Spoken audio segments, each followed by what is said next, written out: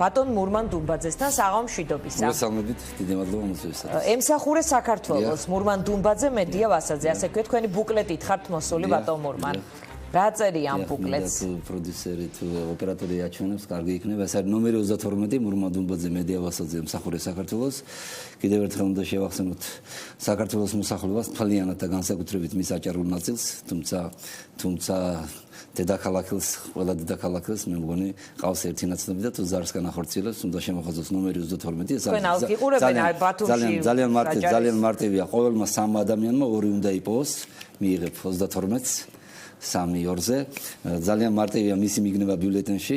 ესე იგი არ უნდა დაიწყოს პირველი ნომრიდან კითხვა, იმიტომ რომ აბსოლუტურად უმრავლესი პარტიები ეს არის ბიძინა ივანიშვილი ან მასთან ასოცირებული პარტიები, უნდა დაიწყოს ქვემოდან ზემოთ. ქვემოთ დახვდება ნომერი 51, როგორც კი ამორჩეველი მივა ამ ნომერთან, უნდა თქვას ფუიეშმაქს, გადავიდეს მის წინა ნომერზე, ეს იქნება ნომერი 32, შემოხაზოს მისი დასალოცი მარჯვენა და მარცხენა ხელით, ჩაუხვას ურნაში, მოიგებს თავად, მოიგებს რეგიონი, მოიგებს საქართველოს. ეს არის ნომერი 32. ჩვენ კარგად გვახსოვს წინა არჩევნებზე სხვა რაღაცა ეუბნებოდით ხოლმე ამ 30 წლის განმავლობაში იბრძვის ხელისუფლებაში მოსასვლელად. ეს არის ნომერი 32, ეს არის 22 წესერი ადამიანების გუნდი. წინა არჩევნებზე. რა თქმა უნდა, გავიმარჯვეთ კი. და გავიმარჯვებთ ყოველთვის. არასოდეს, როცა მარცხდებოდი, მაშინაც გამარჯვებულად. ესე იგი 41 უნახავს ფუიეშმაკი უნდა თქვას. აუცილებლად. სხვა პარტიებზეც გექნებათ შესაბამისად. მე არაფერი, მე არ მიბრძოლი არასდროს ოპოზიციასთან. ჩემი სამიზნე ყოველთვის იყო გამარჯვებული პარტია. მე არ მხიბლავს გამარჯვებულთან ლოიალური დამოკიდებულება, ისე როგორც მაგალითად ახლა თქვენ ხავდათ სტუდიაში გამარჯვებული პარტიის მინისტრი, უკვე ყოფილი მინისტრი ბატონი სურბანი.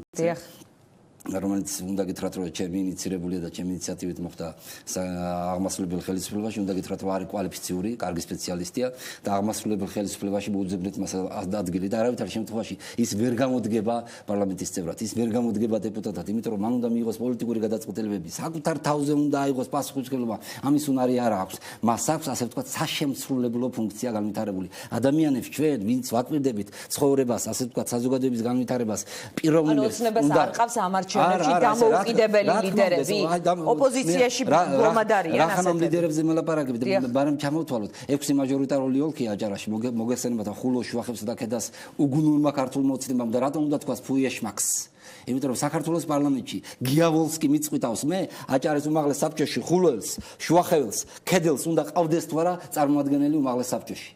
მე მიწყვიტავს ზვიად კვაჭანტირაძე, ვინმე ზვიად კვაჭანტირაძე წყვიტავს საქმეს უმაღლეს საბჭოში, ხულოელს, შუახეველს და ქედელს. ანუ სად უნდა წდებოდეს ბათუმში ადგილზე ადგილობრივი ორგანიზაცია უნდა წყვეტდეს? ეს უნდა წდებოდეს აჭარის უმაღლეს საბჭოში და ვინც 32-ს მოხაზავს, დამთავრდება ასე ვთქვათ 100 წლიანი ხახალდის ავტონომია. აი ამას ვიძახი მე 100 წლიანი 1921 წელს შეიქმნა და მე ჩვენ არ გამიხილავთ პირველი მუხლი. ჩვენ არ გამიხილავთ ავტონომიისთვის უფრო მეტი უფლებები იყოს. რა თქმა უნდა, ეს რა ავტონომია? ეს არის ხალხზე დაწერილი ბუტაფორული ავტონომია. ახსოვს უფრო მეტი უფლებებისთვის რომელი მეთაურიც იბრძოდა აჭარის. ეს ასლანაბაშიძე არა, ის არ იბრძოდა უფლებებისთვის. რაღაც ნაწილში სწორე იყო, მაგალითად საგადასახადო ნაწილში. რა თქმა უნდა, ესე იგი ფული აიკრიბება ერთად, წამოვა ცენტრში და შემდეგ ხდება ხელახალი გადმონაწილება. ეს დასრულდება. თუ 32-ს მოხაზავთ.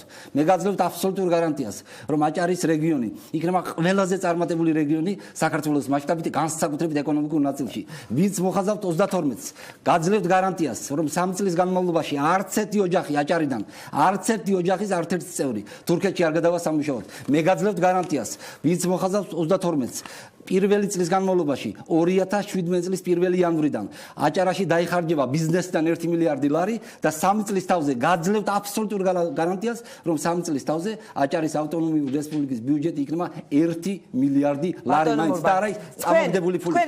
ფუიეშმაქს იმ პოლიტიკურ ძალაზე და მე არ ჩამომათვლები. აი ბარემ ჩამოვთვლი, იმიტომ რომ თქვენ შემეგითხეთ ერთ-ერთ მაჟორიტარზე. აი ხულოში მაჟორიტარად ყავს კაცი, რომელიც 150.000 ოფიციალური დოკუმენტი მაქვს. 150.000 დოლარი შეიტანა 2012 წლის 1 ოქტომბრამდე ნაციონალურ მოძრაობის ყულავაში.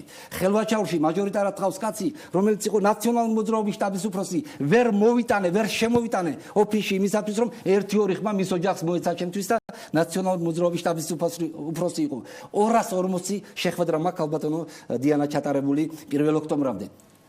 რა თქმა უნდა ჯგუფი ახერხებდა ამას 240 შეხვედრიდან არ მაგონდება არც ერთი შეხვედრა ერთის გარდა როცა რაიმე ინციდენტი ყოფილიყო ოპოზიციურ სამთავრობო პარტიასთან დავასრულებ ძალიან მნიშვნელოვანია და ერთადერთი შეხვედრა მახსოვს სადაც მოხდა ინციდენტი მოვიდა ახალგაზრდა კაცი გამლანძღა გამთათხა მაგრად და ბიძინა ივანიშვილს ეს არის მაზოხისტი კაცი და მისი ხელისუფლება არაფორმალური უნდა დასრულდეს და დავასრულებთ ვინ შემოხაზავს ნომერ 32 ერთი წუთით თქვენ არა უკაცრავად მე გამლანძღა და ბიძინა ივანიშვილი შეაგინა და ეს კაცი არის ვახტანგ ცულაძე რომელიც ბათუმის ერთ-ერთ ოლქში იყრის მაჟორიტარული წესით კენც ქართული ოცნება დემოკრატიული ეს არის შეაგინა ივანიშვილს 2012 წლის არჩევნებისთვის და ეხლა წარმოადგენს ამ ჯგუფს ბატონ მურმან თქვენ ბიძინა ივანიშვილს საუბრობთ აი ამიტომ უნდა თქვას რომელთან ერთადაც მოხვედით აი სურმანიძეზე ამბობდით რომ არ ვიცი ეთერში თქვი თუ არა მაგრამ სარეკო პაუზის დროს მითხრა თქვენი ის იყო ეს პროტეჟე იყო ბათუმს ეძახდნენ მურმანსკს თქვენი გავლენების გამო იმის გამო რომ თქვენ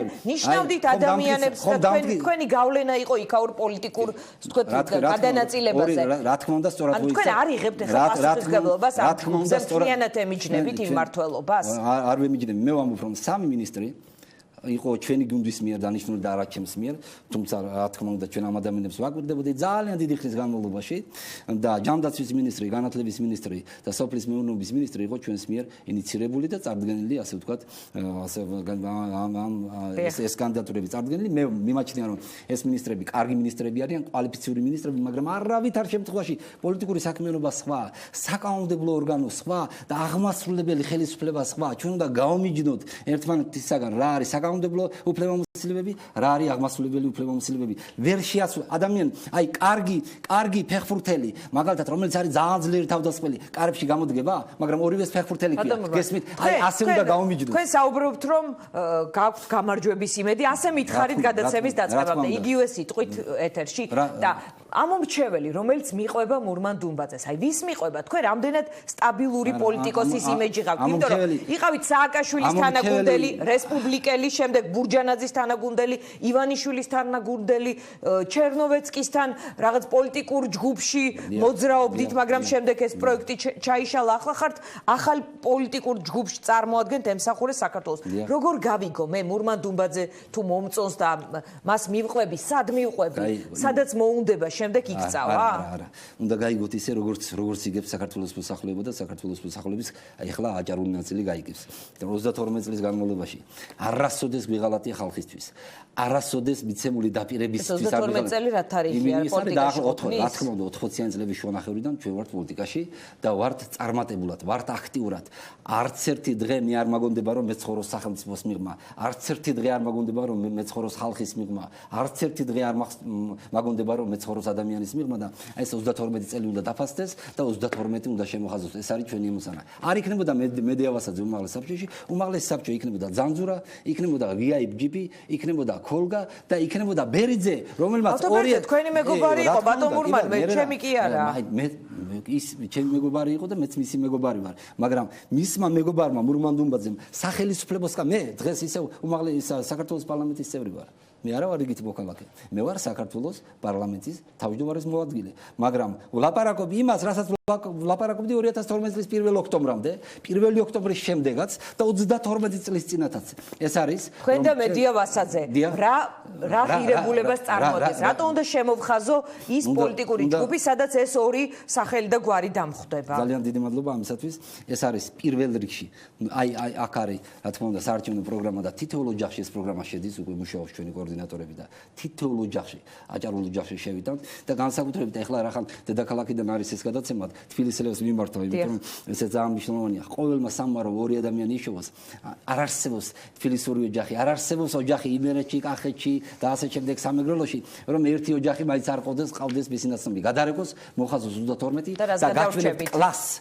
გაჩვენებთ კლასს, როგორ უნდა რეგიონში ხელისუფლების დაკომპლექტება, ისე რომ ცენტრალურ ხელისუფლებას თქვენ თვითონ არ ამბობთ რომ ნახევრად თქვენი დაკომპლექტებულია ის თავრობა და ის კონფიგურაცია რომელიც არსებობდა. ეხლა რა ახალ კლასს გვაჩვენებთ? ჩემი დაკომპლექტებული არის, მაგრამ არ არის ჩემი პარტია. აი ჩვენ შევედით ცხისი პარტიით და ეს ადამიანები როგორც კი მივიდნენ სახელმწიფოს კამებში იმ წუთში გახდნენ ამ პარტიის წევრები ჩვენ პრინციპებით მივედით და ამ პრინციპებს უღალატეთ და მე არ მინდა რომ 2012 წლის 1 ოქტომბერი გაუწმილო ხალხს ეს ორი კაცის პარტიაა აი ეს არ არის ორი კაცის პარტია ეს არის 32 წლის პარტია ეს არის 32 წლის ადამიანების ერთად თავმოყრილი ჯგუფი ეს არის 32 წლის ნაბრძოლი ადამიანები აქ არის ბიძინა აფხაზავა 70-იანი წლებიდან ეროვნული მოძრაობის წევრი აქ არის მალხას ხიფშაშვილი მთაში ეროვნული მოძრაობის წევრი აქ არის ხელვაჩაურში ბიძინა დუმბაძე ეროვნული მოძრაობის წევრი აქ არის ქალბატონი მედია ვასაძე მაჟორიტარად ეროვნული მოძრაობის წევრი